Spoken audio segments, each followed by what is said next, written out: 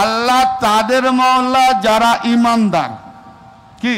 আল্লাহ তাদের মওলা যারা ঈমানদার, আর যারা কাফের তাদের কোনো মওলা নাই। তাহলে আমরা যে মাওলানা মোহাম্মদ দরুদ পড়ি, তাহলে কাফের এরা মৌলানা মোহাম্মদ বলে না, তাই না? মোমেনরা বলে। আর যারা মোমেন হবে তারা মোহাম্মদকে মানবে কি না?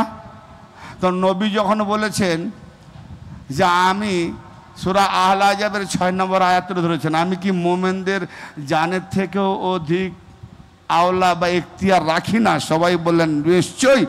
মোমেনদের জান মানে নবীর কদম তলে, নবী এখতিয়ার রাখেন, তাই না? তো নবী যখন এখতিয়ার রাখেন, তো শোনো, নবী পাক বলছেন যখন আমার জান মোমেনদের জানের ওপরে, আমি মোহাম্মদ, আমার এখতিয়ার মোমেনদের জানের উপরে, অর্থাৎ মোহাম্মদের হাতে মোমেনদের জান।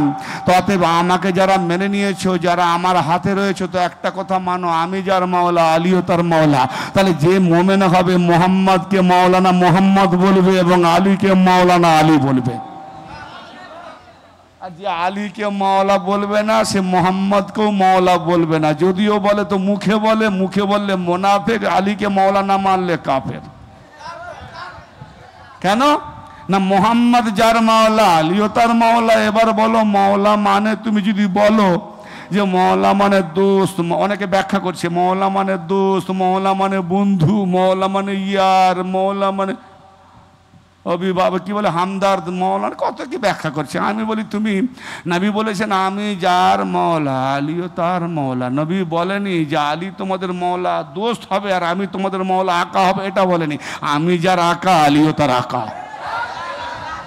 मोहम्मद को तुम जैसा मौला मानोगे, अली को भी एक जरा नीचे उतारोगे तो खारिज।